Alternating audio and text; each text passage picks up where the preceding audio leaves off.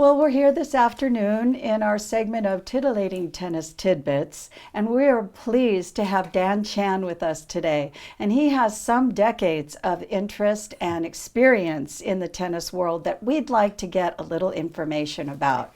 So, Dan, I understand that you started your tennis career in high school, and you were recruited onto the tennis team in Indio by a coach who was interested in diversity. Lo, those many years ago.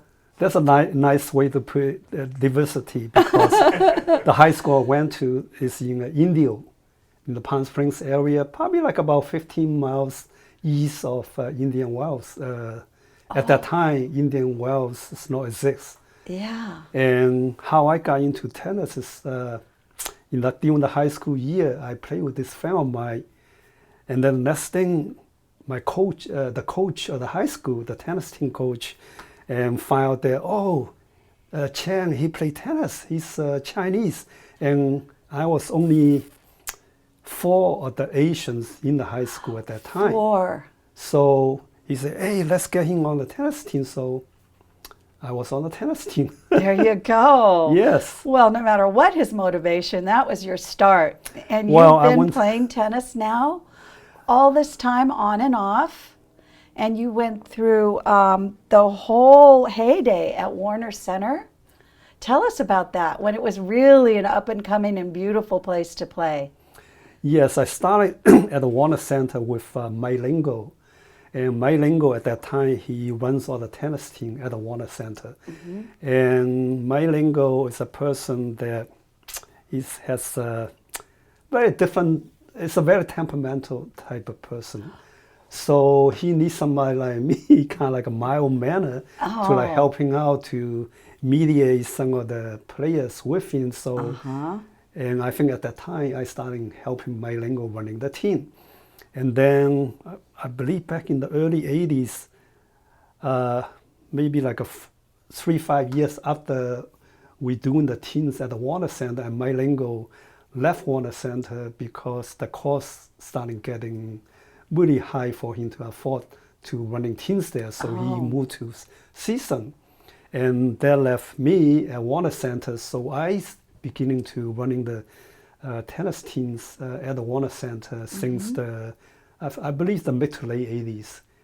And I was running the team for, I think probably like about 20 something years, until I have an injury on my rotator cuff. And then after that, I just decide enough is enough. And it's a lot of work running a team, especially for like 20 something years. So I decide I'm not going to do that anymore. And then I was kind of on and off tennis for probably a couple of years, until one day I got a call from Aldo. And Aldo say, oh, Dan, I got your name from Lisa, the league coordinator. Say, maybe you can help me to like put a team together. So, and that's my tennis USTA career start again. Yay! with Aldo. Oh, we're so glad to hear that. Aldo and I went back, a long way when we first started running the team. And our team not doing very good. We have a weak team. And took us I think about a year or 2 and build up the team. And we started getting better player. And as you know, and when you have a good team, and then more people tend to like to join the good team. Yes. Because everybody want to win. Everybody does. Yes. So, and since then, we've been doing very well in the USTA. That's what I hear. We're very impressed with the rise of this team and all the sectionals you guys have managed to get into and win. And I imagine that over all of these years, you've seen the USTA league rules and scheduling change quite a bit. What are the biggest changes that you've seen? I think the biggest change as far as the scheduling of the match is that before Lisa Grid took over the USTA, the team captains the one come up with a schedule every season. And then after she took over, she decided to do all the scheduling on her own, and which I don't think that really worked out that well. And especially oftentimes, the schedule she come out is kind of like in conflict with a lot of people's Personal. the class, the personal and the class schedule, and you kind of have to, work with the time she gives you instead of working with your own time. We all Right. weekend warriors. We are not professionals. We only play in the weekends, and everybody have their own personal affair to deal with. It's very and then hard. it's very hard to to adjust to someone else's time. Right. Instead of the So- captains getting together and working out a schedule, then you have someone up above them and kind of removed from all of the players they know. And they pretty much know their availability. And then it's an arbitrary kind of schedule from above. Kind Exactly. Of. Almost like have someone else come to your home to say, "Hey, I want you to do this tomorrow, tonight." Right. But that's my time. Right. It should be. It's my affair. I'm the one should be able to dictate, the times that I can play or I cannot play. Right. So I really think that that's a very negative move for the U.S. in USTA part. And another point I want to bring up about the scheduling is that now in all the other part of the U.S. the scheduling, once the schedule come out, and that's a time you will have to abide to. You cannot Stick with it. Right, you cannot change the time, the place of play under any circumstances, unless, of course, maybe earthquake or Natural hurricanes, disaster, natural disasters. which we have plenty of, Yeah, unfortunately. but unfortunately, in Right. here, people like change schedule. A week before somebody call you say, "Oh, we cannot play that week," and I don't think that's fair. Yeah, isn't it true that some states still require that you stick to the original schedule Yes, and you are not allowed to change or manipulate it? Yes, most states are like that because I traveled to a few states before, and then I talked to a lot of people in the tennis, and then we went to national. We talked to people in the national. They all said, when the schedule is out, that's it. You cannot change under any circumstances, Yeah. and only happening here. Yeah, isn't that interesting? I understand everybody want to play their best player, but Yeah. hey, you can't have your best player every time. Right. I mean, we are playing this part time. We're not professionals. Yes. So- Yeah, and it does make it very difficult then to field a team when everyone is signed up for the schedule as it comes out, and then your captain's saying, well, we have a request for this change on this date and that date, and everyone's made commitments out of their lives. So this is making it difficult. And what about the issue of the stacking of teams, playing your lower players maybe at one in order to sacrifice that court and assure a win on courts 2 and 3. Has that always been as big an issue throughout the years as it is today? No. When I used to running the teams, and I think that this probably started maybe like 3-5 years ago. But before then, and you supposed to play your best player at 1, and then so on, 1, 2, and 3. And I think at least to a lot of players, that's not fair that people stacking lineup because you essentially like sacrifice somebody to go out, to lose. And I don't think that's fair to a lot of players that they have to be the sacrificial lamb. Right. And it does uneven the playing field, doesn't it? Right, because And- everybody want to have a competitive match, and I think you should play in order so everybody can have a even level playing field. Right. Well, that's I think we were talking about this. It's a UTR rating system that is separate from the USTA rating system, and it gives you a dynamic rating for that immediate match based on your past performance, whether socially or in match play. And it gives you a number, and then it allows the captains to play similarly rated players against each other because they have a dynamic immediate rating. A lot of people are interested in that. What do you think? Do you think that would help? Uh, I believe so because currently, as you know, we have a lot of players out there. They are so-called self-rate players. Now, the self-rate player could be anybody.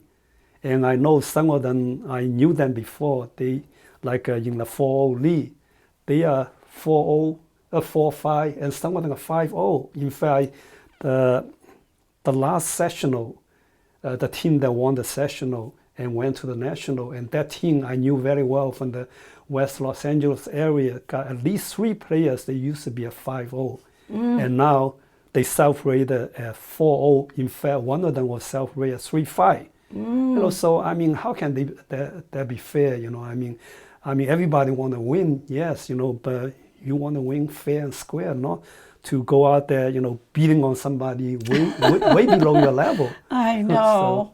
So, I didn't even know how this player would feel that beating on somebody. Yeah, how much of a victory is that? Yes. Yeah, I can hear what you're saying. It's amazing. We start off in the sport wanting to learn how to be better and better ourselves and challenge ourselves and our own inner demons, so to speak, how to be more calm and more in control, and in my case, more social and less competitive. So it's been a wonderful experience. And then to see all the rules and regulations manipulated sometimes is discouraging. It's harder to take, but, and especially as we're getting older and then we suffer through injury, we were talking a little bit about that, about how to maintain the motivation for tennis when we have to take a little bit off because of an injury. And you've been going through something similar in that vein. You were talking about your shoulder and getting back into tennis and getting your competitive juices going again. How is that going? Well, I have a rotated the cuff surgery like about 4 or 5 years ago, and then after that I probably kind of like not really playing for almost 2 years, and then I started playing again, and I know I just lost the competitive edge because before the surgery I used to play serve and volley, and even on my second serve I played serve and volley, you know, put the pressure on my opponent. But since after the surgery, and now I just lost that edge. I serve and I stay in the bed and waiting for the ball to come and hit the ball back, that's all. So my opponent under no pressure because I'm not going out to put pressure on them. And I really try to, I know I try to work on it to get my edge back, but I guess, you know, age and injury does, you know, take an effect because seem to be that's maybe not my first priority anymore, or maybe I'm into many other things, so kind of be harder for me to get back to my old competitive mode. Well, we're just here to encourage you to keep doing that and to keep working on it, because you have a wealth of experience through the years that you can bring to this game.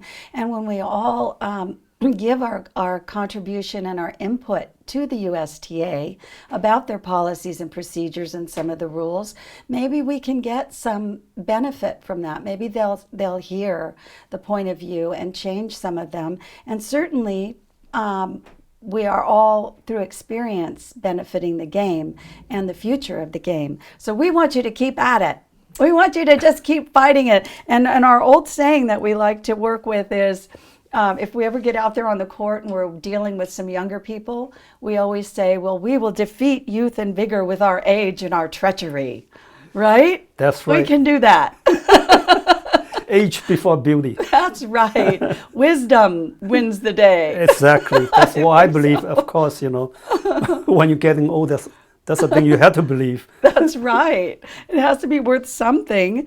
And all your valuable experience that you bring to the game through all of these decades, what do you see it for the future of tennis?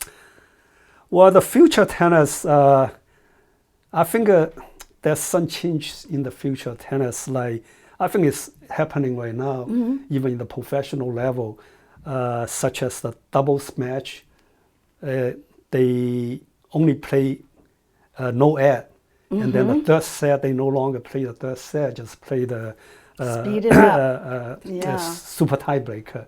And I think the reason for that because in many all the Grand Slams nowadays, in the single, they still play 3 out of 5 sets. I think nowadays, people have more agenda on their mind. They're sitting through, 5 sets of tennis, watching the same people. Right. I think that's, to me, it's kind of boring. And hopefully, maybe in the future, they will shorten the singles match to 2 out of 3 sets instead of 3 out of 5 sets. I think that's a good idea. I'd like to see that, and I'd like to see more doubles. Yes. On television. The doubles play is really interesting, and with all the angles and the power game, and in the singles now it's serve. It's the big serve and the big bombs and the points over. And in doubles, at least we have the back and forth, a little bit more of strategy and movement. A little more exciting. I'd love to see more doubles. I'm with you on the 3 sets for singles. I am too. The doubles to me is a lot more exciting, quicker action, and then you see more people out there. And I personally really enjoy watching doubles than tennis. I do too. Than singles. I'm with you, definitely. Well, we'll have to get all of our viewers out there to contact the USTA to let them know what their views on these topics are. If we don't give our opinion, we can't really complain, can we? No, you have to be proactive. We do. We have to be proactive. You want something to be done, you have to go out there and do it. That's right. I'm so glad to hear you say that. And we are going to encourage you again to keep up with the tennis. And every month that goes by, it's going to get better and better. We just know your shoulder's going to heal and your aggressiveness is going to come back. And for me, I have to watch the aggressiveness. I like to focus more on the social. And my husband, Mark, always says, wouldn't you rather have a competitive match and have it be close at maybe, 6-4, 7-5 or whatever? And I'm like, no, I want it to be 6-0, 6-0. That's the attitude. Isn't that funny? But we all have our things that we're working on out there, and it's just the greatest sport. I'm so glad you could be with us today and share all of your experience and all of your wisdom. And we're going to continue this anytime you can get back. Okay, thank you, Deborah, for giving me the opportunity to express my opinions. Oh, it's great to hear. Thank you for coming.